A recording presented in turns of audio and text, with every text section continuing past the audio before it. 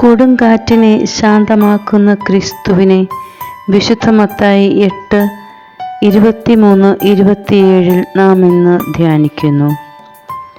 കാറ്റും കടലും എന്നു വേണ്ട, പെയ്യുന്ന പേമാരിയും അടിക്കുന്ന കൊടുങ്കാറ്റുമൊക്കെ ദൈവത്തിൻ്റെ ആജ്ഞ അനുസരിക്കുന്നു.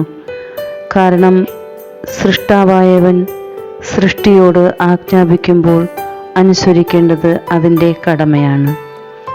മനുഷ്യരായ നമ്മുടെ ജീവിതത്തിൽ ജീവിതക്ലേശങ്ങളാകുന്ന പേമാരിയും കൊടുങ്കാറ്റും വിഷമങ്ങളുമൊക്കെ ആഞ്ഞടിക്കുമ്പോൾ സൃഷ്ടാവായ ദൈവത്തെ ഒരു വേള വിളിക്കുവാൻ മറന്നു പോകുമ്പോഴാണ് വീണ്ടും നമ്മുടെ ജീവിതം നമുക്ക് വഹിക്കുവാൻ പറ്റാത്തതിലും ഉപരിയായി നമുക്ക് അനുഭവപ്പെടുക.